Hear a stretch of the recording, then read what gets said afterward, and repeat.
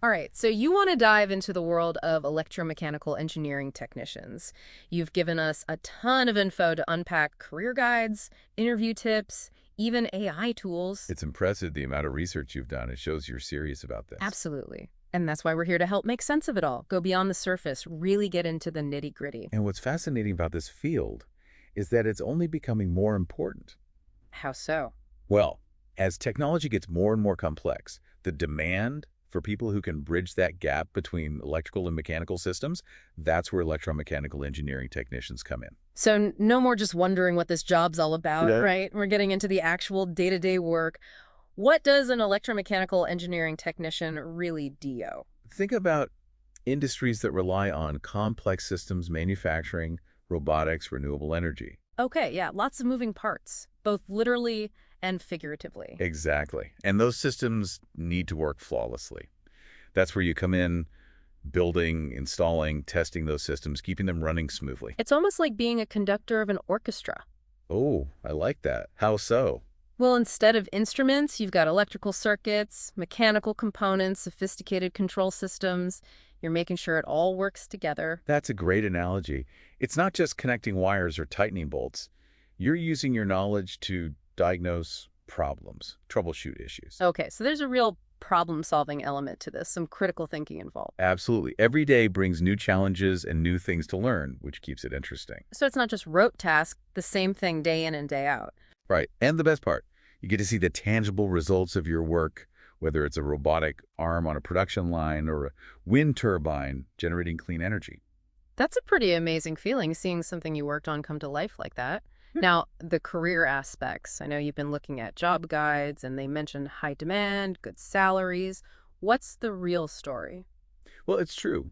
There's a huge need for skilled electromechanical technicians, and it's only going to grow as industries like automation and renewable energy expand. So this isn't just a passing trend. This is a career with some serious staying power. Exactly. And with high demand, often comes good pay, even for entry-level positions. So there's potential for growth, for advancement in this field. Definitely. As you gain experience, specialize, maybe even earn certifications, that earning potential can increase significantly. Okay, that makes sense.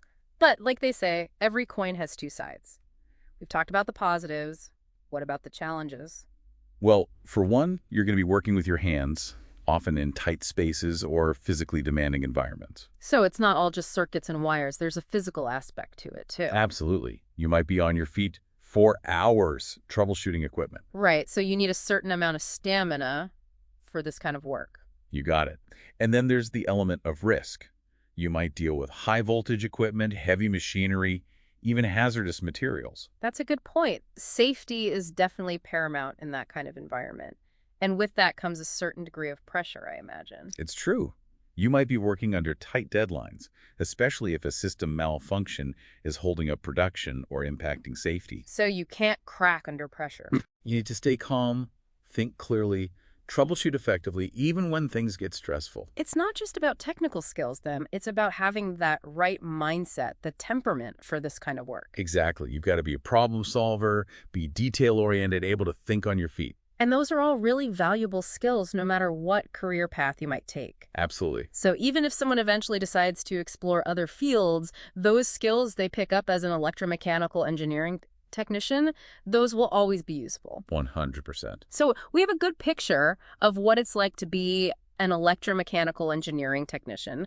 Now, how does someone actually become one? You've been researching this. You even found AI tools like RoleCatcher. It's amazing how AI is changing the job hunting game, isn't it? It really is. What's so special about RoleCatcher? Well, it's like having a career coach right on your phone, helping you tailor your resume, your cover letter, all to the specific jobs you're going for. So it analyzes what employers want, gives you an edge. Yeah, exactly. But of course, before you even get to that stage, you need the skills and qualifications. Right, the must-haves for anyone wanting to get into this field. Well, first off, a strong foundation in both electrical and mechanical engineering principles. So we're talking circuits, motors, that sort of thing. Yeah, all of that. Pneumatics and hydraulics, too. Now, those sound a little more complex. They might sound intimidating, but they're really not. Pneumatics, think of it like using air pressure to make things move. Okay, so like those robotic arms you see in factories, that kind of thing. Exactly. And hydraulics, that's more about using liquids to create force, Mm. like the brake system in your car, for instance. Okay, so it's all about understanding those core concepts. But it sounds like it's not enough to just know the theory. You need hands-on experience too, right? You got it. Yeah. Employers want to see that you can apply what you've learned. That's where things like internships, co-op programs, even personal projects can make a big difference. So even just tinkering around in your garage, building something, fixing something, that can actually help you stand out. Absolutely. Shows initiative, a willingness to learn, but of course, formal education is important too. Right. So what are we talking about there? Most electromechanical technicians will have at least an associate's degree in a related field. That gives you that solid foundation in both the theory and the practical side. And then some employers might want a bachelor's degree, especially for those more specialized roles. Exactly. And those programs often offer even more opportunities for hands-on learning.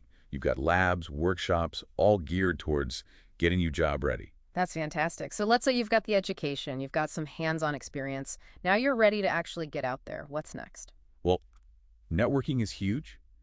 Going to industry events, joining professional organizations. So it's about making those connections, showing you're serious about a career in this field. Exactly. And don't underestimate the power of a strong online presence. LinkedIn, for example. Ah, so it's like your digital resume. It is, but it's also a way to connect with people, join conversations in your field. And this is where AI can come in handy again. Tools like RoleCatcher can help you optimize your profile, make it stand out to potential employers. So we've got education, hands-on experience, networking, online presence. What about when you actually land that interview? What are your top tips for knocking it out of the park? First and foremost, preparation is key. Take the time to research the company, understand what they do, what they're about. It's not just about walking in there and saying, I'm here for the job, right? Right. It's about showing you've done your homework, you're genuinely interested.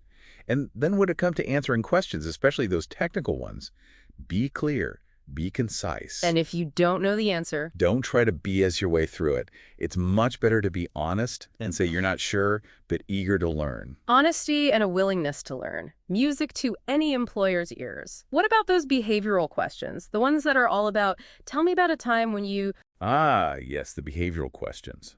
For those, I always recommend the STAR method. Situation, task, action, result. So instead of just saying, I'm a team player, you give a concrete example. Exactly. You describe a specific situation where teamwork was required, what your task was, the actions you took, and the positive result you achieved. Love it. Concrete examples, real-world stories. That's what makes you memorable. And, of course, this is where practicing your answers beforehand can be really beneficial. Which is something like RoleCatcher can help you with. Absolutely. But it's important to remember that an interview is a two-way street. What do you mean? It's also a chance for you to ask questions, get a feel for the company, see if it's the right fit for you. So what are some good questions to ask in that situation? Well, think about things like opportunities for growth within the company, their approach to work-life balance, even just the team dynamics. It's about finding that place where your goals align with the company's goals. It really is about finding the right fit, isn't it? That perfect match where you can see yourself building a real career. Yeah, finding that role where you're challenged, you're learning, and you're actually making a difference. And speaking of making a difference, it just struck me how impactful electromechanical engineering really is. How so?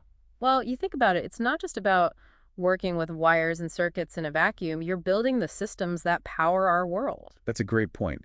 It's easy to forget how much we rely on these complex systems every single day. Exactly. From the robots that assemble our cars to the energy grids that power our homes, it's all connected. And it's the electromechanical engineering technicians who keep those systems running smoothly, often behind the scenes. It's like they're the unsung heroes of our modern world, making sure everything works as it should.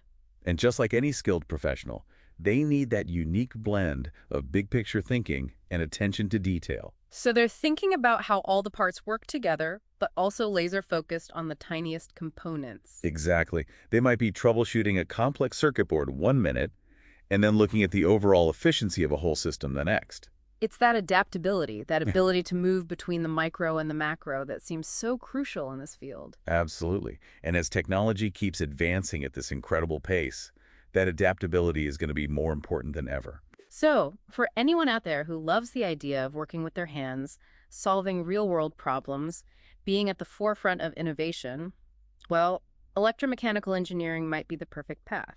It's a career with a lot to offer, that's for sure. Well, this has been a fascinating deep dive.